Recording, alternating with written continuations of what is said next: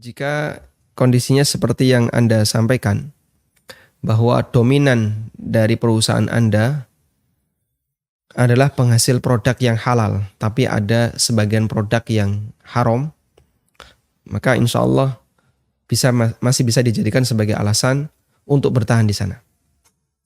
Sehingga silahkan Anda bertahan di situ, melakukan transaksi atau bekerja di situ untuk mendapatkan gaji. Hanya saja mengingat pendapatan perusahaan ini campur, ya.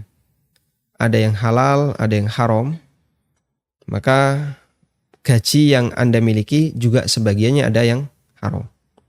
Ada kaidah ya, yang dulu pernah kita sampaikan. Terkait harta haram yang disebabkan karena cara mendapatkannya. Karena harta haram ada dua, ada haram datnya, ada haram cara mendapatkannya. Kita bahas yang kedua, harta haram karena cara mendapatkannya. Untuk harta haram karena cara mendapatkannya, keberadaan sesuatu yang haram tidak menyebabkan yang halal jadi haram. Baik, itu kaidah. Keberadaan sesuatu yang haram tidak menyebabkan yang halal jadi haram. Baik, sehingga Anda punya atau perusahaan ini punya penghasilan yang halal.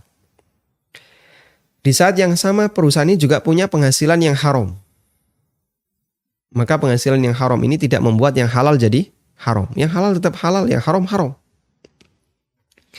Sama halnya misalnya ada orang punya uang 1 juta, pecahan 100 ribu.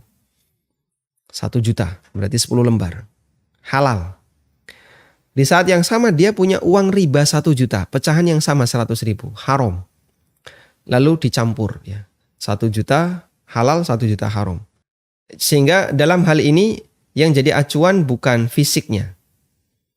Tadi kamu ngambil yang mana? Kan ada nomor serinya. Dari yang halal atau dari yang haram? Wah, tadi nggak perhatian. Pokoknya begitu dapat ini uang halal, ini uang haram, ditaruh di satu tempat, terus dicampur, diaduk sempurna. Kita nggak tahu nomor serinya. Ya sudah, ini haram semuanya. Loh kok bisa?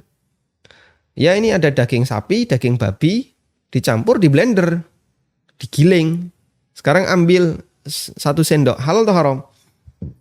Haram, kenapa? Ya karena campuran antara halal haram datnya. Sehingga jadi haram semuanya. Daging sapinya kan jadi najis dan tidak bisa dipisahkan dengan daging babi.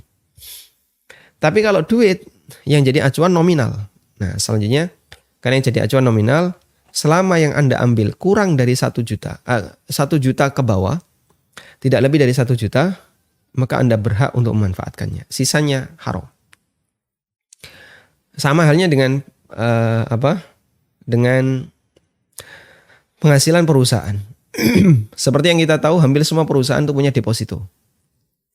Lalu dari deposito di bank itu sebagai dana cadangan aman perusahaan, nanti bank akan mendapatkan bunga dan itu masuk sebagai pemasukan. Masuk sebagai pendapatan bank, pendapatan perusahaan.